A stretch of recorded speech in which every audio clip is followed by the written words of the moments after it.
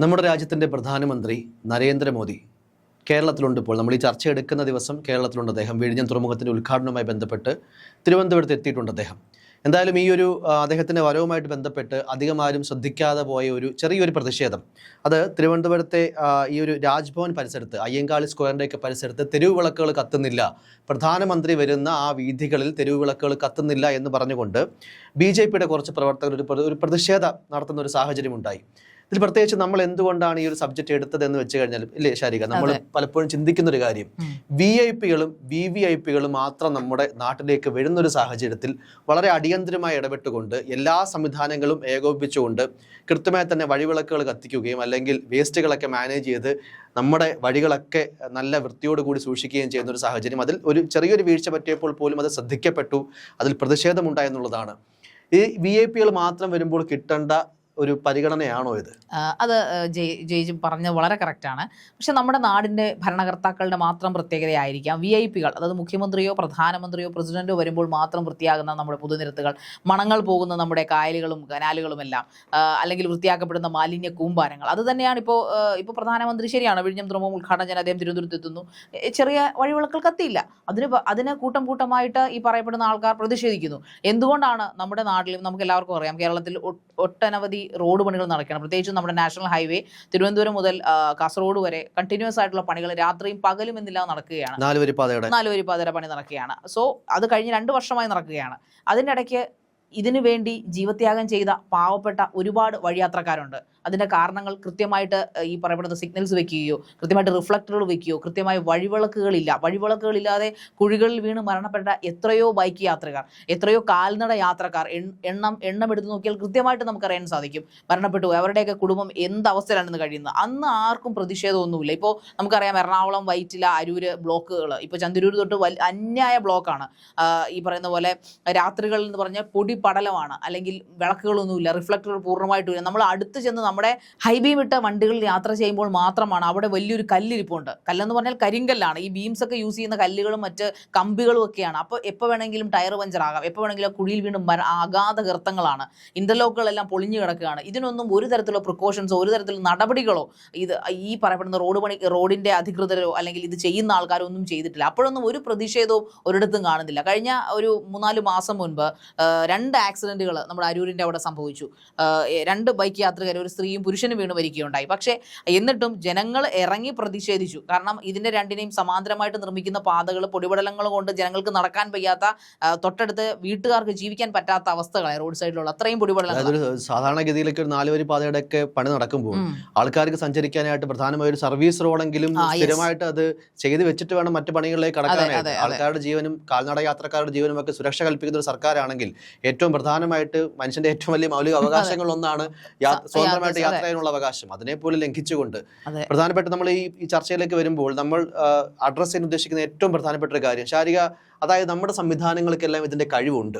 അതായത് കൃത്യമായ ഏകോപനത്തിൽ കൂടെ തന്നെ ഒറ്റ ദിവസത്തിൽ കൂടെ കത്താത്ത വിളക്കുകൾ കത്തിക്കാനും നഗരത്തിൽ അടിഞ്ഞുകൂടി കിടക്കുന്ന മാലിന്യ കൂമ്പാരങ്ങൾ മാറ്റാനും, അല്ലെങ്കിൽ നമ്മുടെ ഈ ഒരു ജോയ് എന്ന് പറയുന്ന ഒരു പാവപ്പെട്ട ഒരു തൊഴിലാളി ആമേഴഞ്ചാൻ തോടിൽ വീണ് മരിച്ചപ്പോൾ നമ്മൾ കണ്ടതാണ്. അതായത് അദ്ദേഹത്തിന്റെ മൃതദേഹം റിക്കവർ ചെയ്യാനുള്ള ഏറ്റവും വലിയ ഒരു ഹിൻഡ്രൻസ് ആയിട്ട് നിന്നത് ആ വലിയ മാലിന്യങ്ങളാണ്. പ്ലാസ്റ്റിക് മാലിന്യങ്ങളുടെ ഒരു വലിയ കൂമ്പാരമാണ്. ഏകദേശം അത്രയും അധികം ആൾക്കാർ, അത്രയും അധികം ഫയർഫോഴ്സിന്റെ അടക്കം യൂണിറ്റുകളൊക്കെ ഇറങ്ങി, അഗ്നിരക്ഷാസേനയുടെ ഒക്കെ യൂണിറ്റുകളൊക്കെ അടക്കം ഇറങ്ങിയിട്ട് മണിക്കൂറുകൾ നീണ്ട പരിശ്രമത്തിനൊടുവിലാണ് ആ മാലിന്യങ്ങൾ നീക്കി ആ ജോയിയുടെ മൃതദേഹം പുറത്തേക്ക് എടുക്കാൻ സാധിച്ചത്.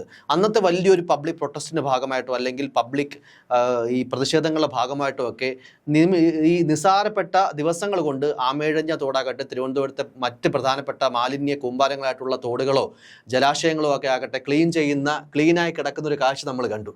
പക്ഷെ ഇക്കഴിഞ്ഞ ദിവസം നമ്മൾ വീണ്ടും ആമേഴഞ്ഞ തോടിന്റെ ഭാഗത്ത് ആഹാരം കഴിക്കാൻ വേണ്ടി പോയപ്പോൾ രക്ഷയില്ല. ഞാൻ ചോദിക്കും, ഞാൻ ട്രിവാൻഡ്രംകാരിയല്ല, എന്നിട്ട് പോലും ഞാൻ ചോദിച്ചു, എൻ്റെ ദൈവം എങ്ങനെ ഇതിലെ കൂടെ നിങ്ങൾ നടക്കുന്നു, ജീവിക്കുന്നു. അപ്പോൾ ജയ് എന്നോട് സൂചിപ്പിക്കുകയും ചെയ്തു, ഇത് ഈ സംഭവം, അതായത് ഈ ജോയ് എന്ന് പറഞ്ഞ മനുഷ്യന് ആ വീണ് മരിച്ച സംഭവത്തിൽ ആ സമയത്ത് എല്ലാ കനാലുകളും കൃത്യമായ രീതിയിൽ വളരെ ദ്രുതഗതിയിൽ വൃത്തിയാക്കി, അവിടുത്തെ മറ്റേ അറവ് മാലിന്യങ്ങളായാലും പ്ലാസ്റ്റിക് മാലിന്യങ്ങളായാലും എല്ലാം വൃത്തിയാക്കിയുണ്ടായി. പക്ഷേ പിന്നീട് എന്താ പറയുക, വളരെ ഷോർട്ട് ടൈമിൽ തന്നെ അത് തിരിച്ച് അതേ പടിയിൽ എത്തിക്കാൻ കാണിച്ച നമ്മുടെ സുമനസ്സുകളോട് നമുക്ക് നന്ദി തന്നെ പറയണം. കാരണം തീർച്ചയായിട്ടും പറഞ്ഞു ശാരിക പറഞ്ഞ ആ ഒരു പോയിന്റ് കൃത്യമായിട്ട് അഡ്രസ് ചെയ്യേണ്ടതാണ്. അതായത് ഇതെല്ലാം എല്ലായ്പ്പോഴും ഗവൺമെന്റിന്റെയോ അല്ലെങ്കിൽ കേന്ദ്ര സർക്കാർ ആകട്ടെ സംസ്ഥാന സർക്കാർ ആകട്ടെ അവരുടെ മാത്രം ബാധ്യതയായിട്ട് കാണേണ്ട ഒരു കാര്യമല്ല. ഇതൊരു കൂട്ടായ പ്രവർത്തനമാണ്. ഇത്തരത്തിൽ മാലിന്യങ്ങൾ നീക്കം ചെയ്യുന്നതാവട്ടെ അല്ലെങ്കിൽ അത്തരത്തിലുള്ള ഇതൊക്കെ ഒരു പബ്ലിക് റെസ്പോൺസിബിലിറ്റിയുടെ ഭാഗം കൂടിയാണ്. സർക്കാർ സംവിധാനങ്ങൾ ഒരറ്റത്ത് നിന്ന് ഇതൊക്കെ ക്ലീൻ ആക്കുന്നത്, പ്രത്യേകിച്ചും അതറിയാം, ക്ലീൻ ആക്കുന്ന സമയങ്ങൾ ഇങ്ങനത്തെ പ്രതിഷേധങ്ങൾ ഉണ്ടാകുന്ന സമയത്ത് തന്നെയാണ്. അതൊരു ഭാഗത്ത് നിൽക്കട്ടെ. അതിനോടൊപ്പം തന്നെ അതിനെ കൃത്യമായി തന്നെ മെയിൻറ്റെയിൻ ചെയ്ത് കൊണ്ടുപോകാനുള്ള നമ്മുടെ നാട് അല്ലെങ്കിൽ നമ്മുടെ പ്രകൃതി എന്നൊരു ചിന്തയുള്ള എല്ലാ വ്യക്തികൾക്കും അതിന് റെസ്പോൺസിബിലിറ്റി ഉണ്ട് എന്നുള്ള കാര്യം കൂടി നമുക്ക് അഡ്രസ് ചെയ്യാൻ പറ്റാതിരിക്കില്ല. എന്തായാലും പ്രധാനമായി നമ്മൾ കണ്ടായിരുന്നു ഇന്ത്യയിലടക്കം നമ്മുടെ അമേരിക്കൻ പ്രസിഡന്റ് ട്രംപ് വന്ന സമയത്ത് തന്നെ ഗുജറാത്തിലെ പല സ്ലമ്മുകളും നമുക്കറിയാം, ചേരികൾ, അതായത് ബോംബെയിലെയും ഗുജറാത്തിലേക്ക് ചേരികൾ വളരെ പ്രശസ്തമാണ്. അത്തരത്തിൽ ആളുകൾ തിങ്ങി പാർക്കുന്ന സ്ഥലമാണ്. അത് നമ്മുടെ സംസ്കാരത്തിന്റെ കൂടെ ഭാഗമാണ്, ഇല്ല എന്ന് പറയാതിരിക്കാൻ പറ്റില്ല. പക്ഷേ അതൊരു മോശമായ കാര്യമാണ്, അല്ലെങ്കിൽ കുറച്ചുകൂടെ വൃത്തി അവിടെ ഉണ്ടാകേണ്ടതായിരുന്നു എന്നൊരു ചിന്തയുടെ അടിസ്ഥാനത്തിലാണ് ട്രംപ് വന്ന സമയത്ത് അതിന് താൽക്കാലിക മതിലുകളും ഷീറ്റുകളും ഒക്കെ കെട്ടി മറയ്ക്കുന്നൊരു സാഹചര്യം കൂടി നമ്മുടെ ഇന്ത്യ മഹാരാജ്യം കണ്ട കാര്യം കൂടിയാണ്. അതായത് ഇതൊക്കെ താൽക്കാലികമായിട്ടാണെങ്കിലും ഇതിനെയൊക്കെ മാറ്റുവാനും അതിൻ്റെ മുഖം കൃത്യമായിട്ട് ഭംഗിയാക്കുവാനും വഴിവിളക്കുകളിലെ തെരുവുവിളക്കുകൾ, കത്താത്ത തെരുവുവിളക്കുകൾ കത്തിക്കാനും നമ്മുടെ നടപ്പാതകളും റോഡുകളും ഒക്കെ വൃത്തിയാക്കാനുമുള്ള എല്ലാ സംവിധാനങ്ങളും ദ്രുതഗതിയിൽ വർക്ക് ചെയ്യിപ്പിക്കാനും അതിനെ കൃത്യമായിട്ട് തന്നെ ഫലപ്രാപ്തിയിൽ എത്തിക്കാനുമുള്ള സംവിധാനങ്ങൾ നമ്മുടെ നാട്ടിലുണ്ട്. പക്ഷേ ഇതിനെല്ലാം പ്രത്യേകിച്ചും VIPകളോ VVIPകളോ ഒക്കെ നമ്മുടെ നാട് സന്ദർശിക്കേണ്ട ഒരു ഗതികേടിലാണ് നമ്മുടെ ജനങ്ങൾ. അതാണ് കാരണം ഇപ്പം നേരത്തെ ജയ് സൂചിപ്പിച്ച പോലെ നമ്മുടെ പ്രധാനമന്ത്രി അതിലെ കൂടെ പോയപ്പോൾ 3-4 ലൈറ്റുകൾ കത്തിയില്ല. അതിന് പകരം നമ്മൾ ഒന്ന് കേരളത്തിൽ മൊത്തത്തിൽ ഒന്ന് കണ്ണോടിച്ച് നോക്കുക. ഒരു സന്ധ്യ വൈകിയ ശേഷമോ അല്ലെങ്കിൽ ഒരു 10 മണിക്ക് ശേഷം, രാത്രി 10 മണിക്ക് ശേഷം നമ്മൾ കാറെടുത്തോ നമ്മൾ ടൂ വീലർ എടുത്തോ ഒന്ന് പുറത്തിറങ്ങണമെങ്കിൽ നമുക്ക് കാണാം മിക്കയിടത്തും. അതായത് കേരളത്തിൽ ഒരു സ്ഥലം, തിരുവനന്തപുരം മാത്രമല്ല, കൊല്ലമായാലും കൊട്ടാരക്കര ആയാലും ആലപ്പുഴ ആയാലും ചേർത്തല ആയാലും ചന്ദൂരായാലും തൃശ്ശൂരായാലും വഴിവിളക്കുകളില്ല, മിക്കയിടത്തും ഇല്ല എന്ന് തന്നെ. ചില പാലങ്ങളിലൂടെ നമ്മൾ ട്രാവൽ ചെയ്യുമ്പോഴത്തേക്ക് അവിടെയും വഴിവിളക്കുകൾ കത്തില്ല. നമ്മൾ കൈവരി തകർന്ന് പാലത്തിന്റെ അടിയിലോട്ട് പോയാൽ കായലിലോട്ട് വീണാൽ ആര് സമാധാനം പറയും? നമ്മുടെ വീട്ടുകാർ മാത്രം കടന്ന് കരയും. അല്ലാതെ സർക്കാർ നമുക്ക് എന്തെങ്കിലും നമ്മുടെ കയ്യബദ്ധം കൊണ്ട് വീണാന്ന് പറ്റും, നിങ്ങൾ ഉറങ്ങിപ്പോയതാണെന്ന് പറയും, ഇങ്ങനെയൊക്കെ പറഞ്ഞു. അശ്രദ്ധമായ ഡ്രൈവിംഗ് കൊണ്ടാണെന്ന് പറയും. പക്ഷേ ഞാൻ ഇപ്പോൾ രാത്രികൾ ഡ്രൈവ് ചെയ്യുന്ന, എനിക്ക് ഒരുപാട് പ്രോഗ്രാംസിന് പോകേണ്ട ഒരാളായതുകൊണ്ട് എനിക്ക് നല്ലതായിട്ട് അതിന്റെ ഒരു വിഷം ആദ്യം നമുക്ക് അറിയില്ലായിരുന്നു പത്രവാർത്തയിലൂടെ. പക്ഷെ ഇപ്പൊ നല്ലതായിട്ട് വിഷം മനസ്സിലാവും. വളരെ വളരെ ഡേഞ്ചറസ് ആയിട്ടുള്ള സാധനമാണ് ഈ വഴിവിളക്കുകൾ കത്താത്തത്. പ്രധാനമന്ത്രി പോയപ്പോ ഒരു പാർട്ടിക്കാർക്ക് നൊന്നെങ്കിൽ അപ്പൊ ഈ ജനങ്ങൾ എത്രമാത്രം വേദന അനുഭവിക്കുന്നുണ്ട്, എത്രമാത്രം കഷ്ടപ്പെടുന്നുണ്ട്. താങ്കൾ വന്നുകൊണ്ടാണ് ഇത്രയും വിളക്കുകളെങ്കിലും കത്തിയത്. ഇതൊന്നും കത്താതെ എല്ലാ ദിവസവും ഞങ്ങൾ യാത്ര ചെയ്തുകൊണ്ടിരിക്കുകയാണ്. അതായത് ഇന്ന് റോഡിലേക്ക് നമ്മൾ ഇറങ്ങുമ്പോൾ തിരിച്ചു വീട്ടിൽ ജീവനോടെ ചെല്ലുന്നത് ദൈവത്തിന്റെ അനുഗ്രഹം കൊണ്ട് ഒന്ന് മാത്രമാണെന്ന് നമ്മൾ ചിന്തിക്കുന്നത്. പ്രത്യേകിച്ച് ഇപ്പോൾ ഈ പണികളൊക്കെ നടക്കുന്ന ഒരു സമയത്ത്, ഞാനൊരു കൊല്ലംകാരനാണ്, പ്രത്യേകിച്ചും ഈ ബൈക്ക് യാത്ര ഞാൻ ഒഴിവാക്കിയതിന് പ്രധാനപ്പെട്ട കാര്യം ശാരിക പറഞ്ഞ പോലുള്ള അനുഭവങ്ങളാണ്. അതായത് എന്തൊക്കെ അഡ്വഞ്ചറസ് യാത്രയൊക്കെ നടത്തുന്ന പോലെ നമ്മുടെ ഡോറയുടെ പ്രയാണമൊക്കെ ഇതിൽ ബന്ധപ്പെടുത്തി നോക്കിക്കഴിഞ്ഞാൽ ഒന്നുമല്ല. അതായത് നമ്മൾ ഏതെങ്കിലും പണി നടക്കുന്നുണ്ടോ, എവിടെങ്കിലും വെച്ച് വഴി തീരുന്നുണ്ടോ, ഡീവിയേഷൻ ഉണ്ടോ എന്നൊക്കെ നമ്മൾ നമ്മുടെ ബൈക്കിന്റെയോ കാറിന്റെയോ കരണ്ട വെളിച്ചത്തിൽ കാണുന്ന നിമിഷത്തിൽ മാത്രമാണ് നമുക്ക് തിരിച്ചറിയാൻ പറ്റുക. അല്ലെങ്കിൽ ഏതെങ്കിലും രീതിയിൽ നിർമ്മാണ പ്രവർത്തനങ്ങൾ പുരോഗമിക്കുന്നു എന്നുള്ളൊരു ബോർഡോ ഒരു ഡീവിയേഷൻ ബോർഡുകളോ ഒരു വഴിവിളക്കോ അല്ലെങ്കിൽ ഒന്നും, വലിയ രീതിയിലുള്ള റോഡ് കുഴിച്ചുള്ള പണികൾ വാട്ടർ അതോറിറ്റി നടത്തുന്ന സമയത്ത് പോലും നമ്മളെ കൃത്യമായിട്ട് വഴി അവസാനിച്ചു എന്നോ വഴി ഡീവിയേറ്റ് ചെയ്തു എന്നോ അപകടം മുന്നിലുണ്ട് എന്നറിയിക്കുന്ന ഒരു ബോർഡുകൾ പോലും ഇല്ല എന്നുള്ളതാണ് ഏറ്റവും ഖേദകരം. അത് ജയ് പറഞ്ഞത് 100%. അത് ജയ് ഇപ്പോൾ പറഞ്ഞപ്പോഴാണ് ഞാനൊരു കാര്യം, നമ്മുടെയൊക്കെ വഴിയില്ലേ തണ്ണീർമുക്കം അല്ലെങ്കിൽ ചേർത്തല റോഡിലൊക്കെ ഈ പൈപ്പ് ലൈൻ വരുന്ന ഒരു സംഭവം ഉണ്ടല്ലോ, ഇപ്പൊ നമ്മുടെ ഗ്യാസ് പൈപ്പ് ലൈനിലൂടെ വരുവാണല്ലോ, അത് ഇവർ കൃത്യമായിട്ട് നല്ല റോഡുകളാണ് അവിടെ, അല്ലാതെ പറയാതിരിക്കാൻ പറ്റത്തില്ല. പ്രാദേശിക റോഡുകളൊക്കെ നല്ല റോഡുകളാണെങ്കിൽ അതിന്റെ സൈഡ് മുഴുവൻ വെട്ടിപ്പൊളിച്ചിട്ടിരിക്കുക. എന്നിട്ടൊരു സിഗ്നൽ സംഭവങ്ങളൊന്നുമില്ല. കുഴിക്കുന്ന സമയത്ത് മാത്രം ഇവന്മാർ വലിയ ബോർഡൊക്കെ വെക്കും. കുഴി മൂടിക്കഴിയുമ്പോൾ കുഴി മൂടത്തില്ല, കാരണം കല്ലുകൾ അഗാധ ഗർത്തങ്ങൾ കഴിഞ്ഞ ദിവസം വന്നപ്പോൾ ഞാൻ ആക്സിഡന്റ് ആവേണ്ടതായിരുന്നു. 2 കുഴികളിൽ കാർ ആയതുകൊണ്ട് മാത്രം ഞാൻ ജീവനോട് രക്ഷപ്പെട്ടു. 2 വീലറുകാരാണെങ്കിൽ ഉറപ്പായിട്ടും വീണ് ചത്തേനെ. ആ പരുവത്തിന് ഞാനപ്പോൾ അത് എന്റെ റിവ്യൂ മിററിലൂടെ നോക്കുമ്പോൾ കാണുന്ന അഗാധമായ കുഴികളാണ്. കാരണം ഇതൊന്നും ഒരു സിഗ്നൽ പോലും, ഒരു ചെറിയ റിഫ്ലക്ടർ പോലും അവിടെ വെച്ചിട്ടില്ല.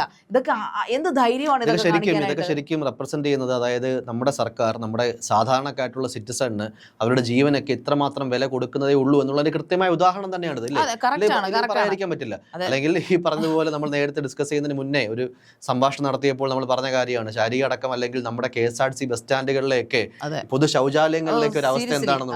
അതായത് എനിക്ക് തോന്നുന്നു ജയ്, ഞാൻ എൻ്റെ ഒരു എക്സ്പീരിയൻസ് വെച്ച് പറയുകയാണെന്നുണ്ടെങ്കിൽ ഈ പൊതു ശൗചാലയങ്ങളിൽ, അതായത് ആകെ ഉള്ള വൃത്തിയായിട്ട് കണ്ടിന്യൂസ് ആയിട്ട് ക്ലീൻ ചെയ്യുന്ന ഒരേ ഒരു പൊതു ശൗചാലയം മാത്രമേ നമ്മുടെ ഓൾ കേരളയിലുള്ളൂ, അത് മെട്രോ മാത്രമായിരിക്കും. അതാകുമ്പോൾ ഇതുവരെ ഞാൻ സ്ഥിരമായി മെട്രോ യാത്ര ചെയ്യുന്നതുകൊണ്ട് തന്നെ പറയണം, മെട്രോ സ്റ്റേഷനിലുള്ള വാഷ്റൂംസ് നമുക്ക് ധൈര്യമായിട്ട് ആണിനും പെണ്ണിനും ആർക്ക് വേണമെങ്കിലും ഉപയോഗിക്കാം. പക്ഷേ KSRTC സ്റ്റാൻഡ് അത് എവിടെയും ആയിക്കോട്ടെ, KSRTC സ്റ്റാൻഡ് തിരുവനന്തപുരം തൊട്ട് കാസർഗോഡ് ആയാലും നോർമൽ അല്ലെ പിന്നെ നമുക്ക് പൊതു ശൗചാലയങ്ങൾ വേറെ വഴിയിലൊന്നും ഉണ്ടാക്കിയിട്ടില്ല. നമുക്ക് സ്ത്രീകൾക്കൊക്കെ ഈ പറയുന്ന പോലെ പോകാൻ മുട്ടിക്കഴിഞ്ഞ് കഴിഞ്ഞാൽ പിടിച്ചിരിക്കേ നിവൃത്തിയുള്ളൂ, അല്ലെങ്കിൽ പെട്രോൾ പമ്പുകൾ തന്നെ ഈ പറയുന്ന പോലെ ആശ്വസിച്ച് ചെല്ലണം, അല്ലെങ്കിൽ ഏതെങ്കിലും റെസ്റ്റോറൻറ്റിൽ പോയി കാശ് കൊടുത്ത് കഴിച്ചിട്ട് വേണം പോകാനായിട്ട്. അപ്പോൾ അതുകൊണ്ട് നമ്മൾ ആകെ ആശ്രയിക്കുന്നത് ദൂര യാത്രകൾ ആശ്രയിക്കുന്ന ഒരു സ്ഥലം എന്ന് പറഞ്ഞാൽ KSRTC സ്റ്റാൻഡുകളോ റെയിൽവേ സ്റ്റേഷനുകളോ ആണ്.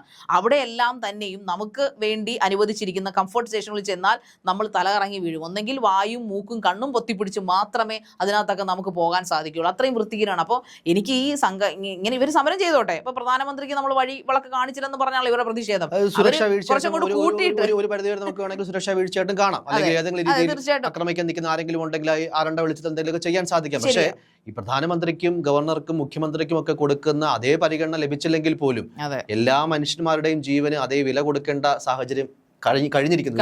അത് മാത്രമല്ല ജയ, എനിക്ക് പ്രധാനമന്ത്രി ഈ ഇത്രയും പ്രതിഷേധിച്ച അംഗങ്ങളോട് എനിക്ക് പറയുന്നത്, നിങ്ങൾ ഇങ്ങനെയുള്ള കാര്യങ്ങൾ കൂടെ ഒന്ന് പ്രതിഷേധിച്ച് അറിയിക്കുകയാണെങ്കിൽ, സാധാരണക്കാർ കൂടെ ഒന്ന് പ്രതിഷേധിച്ച് അറിയിക്കുകയാണെങ്കിൽ അദ്ദേഹം ഒരു 6 മാസത്തിലോ വർഷത്തിലോ ഒരിക്കലും എങ്കിലും കേരളത്തിലുള്ള KSRTCയും അതോടൊപ്പം തന്നെ ഈ റെയിൽവേ സ്റ്റേഷൻ വേണ്ട KSRTC സന്ദർശിച്ചില്ലെങ്കിൽ വേണ്ട, റെയിൽവേ സ്റ്റേഷനൊക്കെ ഒന്ന് സന്ദർശിച്ച് ജനങ്ങൾ ഏത് അവസ്ഥയിലാണ് ഇങ്ങനെയുള്ള കാര്യങ്ങൾ ചെയ്യുന്നതെന്നൊന്ന് മനസ്സിലാക്കിയാൽ വളരെ നന്നായിരിക്കും.